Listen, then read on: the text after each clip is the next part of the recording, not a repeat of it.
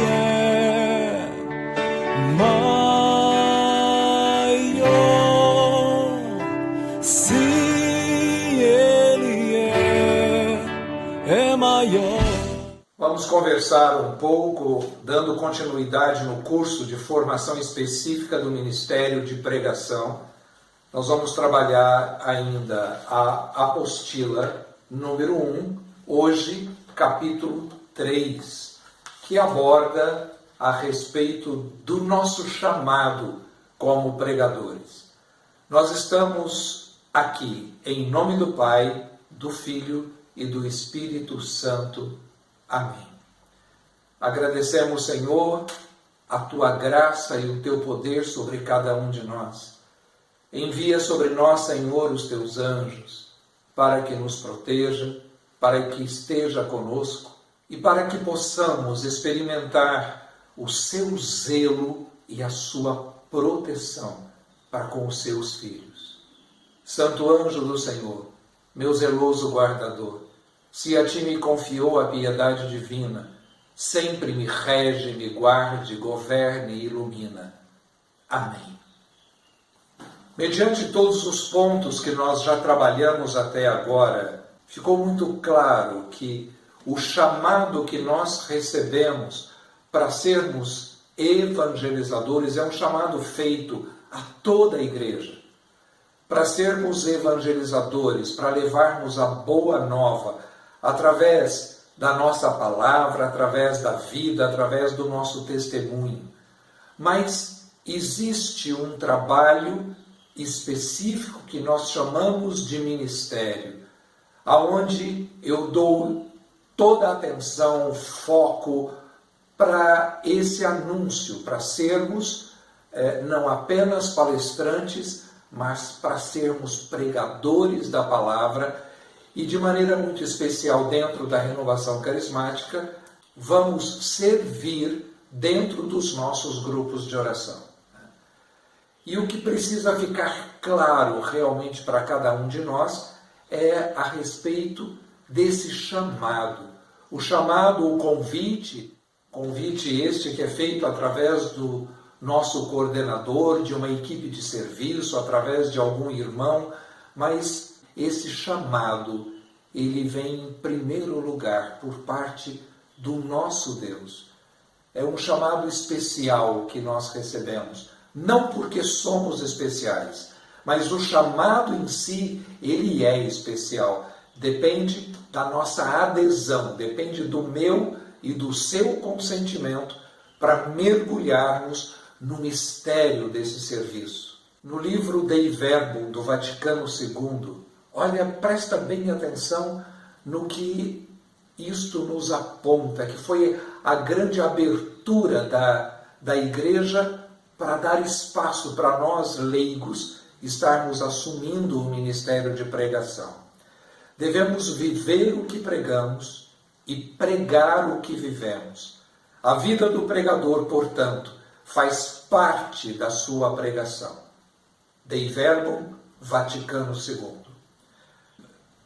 O nosso Papa Emérito Bento XVI, num congresso que ele participou para as novas comunidades, ele fez a seguinte colocação: a cultura dominante da nossa época tende a reproduzir personalidades fragmentadas, fracas, inconsistentes, e o mundo está necessitado de cristãos que tenham coluna vertebral, ou seja, que tenham estabilidade, que sejam seres humanos bem resolvidos para poder estar dentro dessa missão de sermos evangelizadores e levar a palavra com a nossa verdade.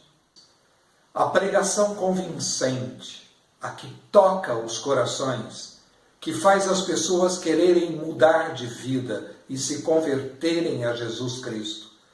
Ela é feita por um pregador que teve o próprio encontro pessoal com Jesus Cristo e que vive a vida do Espírito Santo, buscando sempre a santidade, vivendo uma vida de coerência, de verdade, de justiça e na paz. O pregador convincente não é aquele que tem capacidades oratórias para convencer. Nós não temos que convencer ninguém. A nossa pregação, ela tem que partir de uma verdade, ela tem que partir fundamentalmente da palavra de Deus e do nosso testemunho de vida. O pregador convincente é aquele que tem consciência do seu chamado, ele tem consciência de quem vem esse chamado. Ele tem intimidade com Deus por meio da sua vida de oração pessoal. O pregador convincente é aquele que vivencia o senhorio de Jesus e busca a salvação, busca a intimidade, a pessoa, a presença de Jesus na sua vida sem vergonha, que se mistura nessa bênção de podermos ter uma vida envolvida, sem alienação e com consistência, construindo a nossa vida sobre a rocha que é Jesus Cristo. O pregador convincente é aquele que se deixa guiar pelo Espírito Santo. Como nós vemos a ação do Espírito nos Atos dos Apóstolos, na vida de tantos santos, o Espírito Santo, ele inspira, ele unge, ele age, não apenas quando se trata de questões espirituais, não apenas nos momentos em que nós estamos pregando ou falando de Deus. O Espírito Santo, ele age na nossa vida em todas as realidades. Outra coisa fundamental é eu ter conhecimento de mim mesmo, eu conhecer quem eu sou, as minhas características, as minhas limitações. Esse conhecimento do eu, ele favorece a minha pregação, para que eu não imite ninguém, para que eu descubra a minha característica como pregador, na minha maneira de me comportar, meus gestos, minha fala, minha maneira de olhar, a minha maneira, toda a minha postura como pregador. Eu não vou simplesmente falar assim, eu sou assim, é assim que tem que ser. Se Deus quiser me usar, tem que me usar assim. Não, nós podemos melhorar. Nós podemos melhorar a nossa maneira de falar, a nossa maneira de expressar, o nosso português, a nossa língua, as expressões, os exemplos. Tudo isso faz parte de fazermos o nosso trabalho dentro de um profissionalismo, porém abertos à ação e à manifestação de Deus. E uma das coisas fundamentais também, que é a inteligência emocional, o equilíbrio emocional que nós precisamos ter diante de todas as situações. O nosso chamado, ele passa por 5 etapas. Primeira etapa, nós somos chamados por Deus a sermos filhos adotivos. A palavra em Gálatas, capítulo 4, versículo 4, nos diz o seguinte: mas quando veio a plenitude dos tempos, Deus enviou seu Filho, que nasceu de uma mulher e nasceu submetido à lei, a fim de remir o que estavam sob a lei, para que recebêssemos a sua adoção. A prova de que sois filhos de Deus é que Deus enviou aos vossos corações o Espírito do seu Filho, que clama, Abba, Pai. Palavra do Senhor. Essa é a primeira e fundamental consciência que nós devemos ter do nosso chamado. Eu sou filho de Deus. Segunda etapa, nós somos chamados para estar com Jesus. O bom pregador não é aquele que repete o que estudou, repete o que preparou, mas ele fala, ele aborda aquilo que ele escutou de Deus. E para isso precisa de intimidade. É o exemplo que nós temos da passagem de Marta e Maria, quando Jesus vira para Marta e fala que Maria escolheu a melhor parte. ela estava ali, sentada aos seus pés, escutando. E nós temos, como pregadores, aguçar, nós temos que aperfeiçoar a nossa capacidade de ouvir a Deus. No documento Evangelii Gaudium, parágrafo 12, veja a riqueza que nos é colocada através do Papa Francisco. Em qualquer forma de evangelização, o primado é sempre de Deus. Ele quis chamar-nos para cooperar com Ele e impelir-nos com a força do Espírito Santo. A verdadeira novidade é aquela que o próprio Deus misteriosamente quer produzir, aquela que Ele inspira, aquela que Ele provoca, aquela que Ele orienta e acompanha de 1001 maneiras. Terceira etapa do nosso chamado, Ele nos chama para sermos sacerdotes, profetas e rei. É o que chamamos de tríplice munus como batizados. A evangelização ela é ampla demais e ela contém vários elementos essenciais. Devemos entender como evangelização toda a atividade da igreja. Nós temos a evangelização profética, que é toda a palavra proclamada, é o anúncio da boa nova do reino. Nós temos também a evangelização sacerdotal, ou seja, é toda a palavra celebrada, são todas as manifestações litúrgicas dentro da igreja.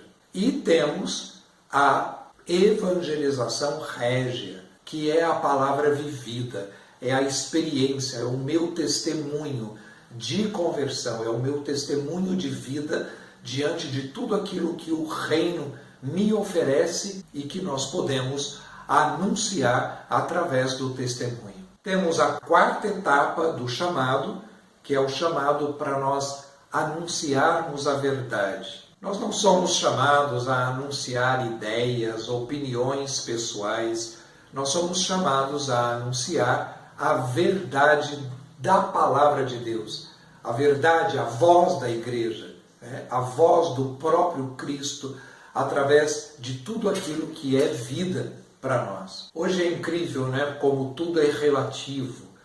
E muitas vezes nós queremos relativizar também a palavra de Deus. Diante de tantas frentes ideológicas, existem muitos que ficam querendo fazer adaptações do Evangelho a essas realidades. O Evangelho é um só.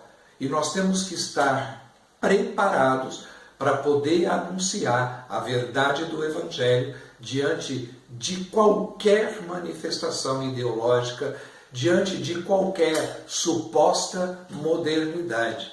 E para podermos anunciar a verdade, nós temos que muitas vezes também conhecer a mentira, conhecer o outro lado, conhecer as estratégias do inimigo que tenta infiltrar na verdade do Evangelho e distorcer. Nós, como pregadores, como anunciadores da Boa Nova, nós não podemos ser pessoas alienadas. Nós precisamos conhecer a realidade, conhecer o que está acontecendo no mundo, conhecer por um lado a voz da igreja e conhecer também todas as realidades que estão batendo na nossa porta. Porque, na verdade, o anúncio da verdade, ele é feito através do anúncio e através também da denúncia do pecado e da mentira que muitas vezes impera dentro da realidade da nossa vida.